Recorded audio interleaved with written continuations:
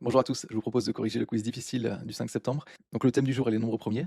On va faire ce quiz-là. L'identité de Bézout pour PGCD de 21, 15 est égal à 3 nous donne des entiers x et y tels que 21x plus 15y est égal à 3. Donc c'est exactement ce que dit le théorème, qu'il existe deux entiers x et y tels que 21x plus 15y est égal à 3, vu que le PGCD de 21, 15 est égal à 3.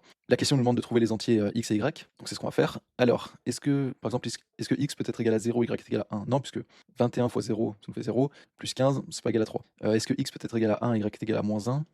Est-ce que 21 moins 15 c'est égal à 3? Non, ça fait 6. Est-ce que, alors on va essayer avec celle-ci, 21 fois -2, -42 plus 15 fois 3, 45, -42 plus 45, ça fait bien 3. Donc lui, il est bon.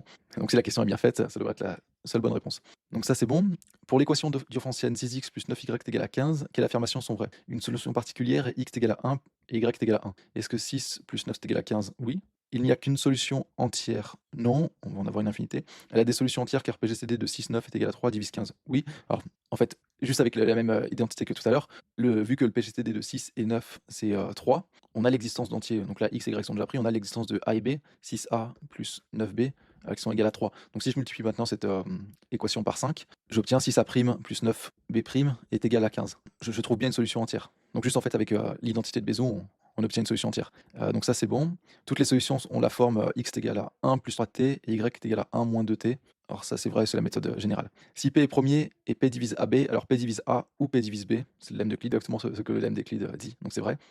Ordonner ces étapes pour résoudre 84 plus 30y est égal à 6. Là, on peut déjà vérifier qu'on va avoir des solutions. Donc il faut vérifier que le PCD de 84 et 30 qui est égal à 6, bon, on divise 6, 6 divise bien 6. Après, qu'est-ce qu'on fait? On trouve une solution particulière. Alors on va peut-être simplifier l'équation en premier.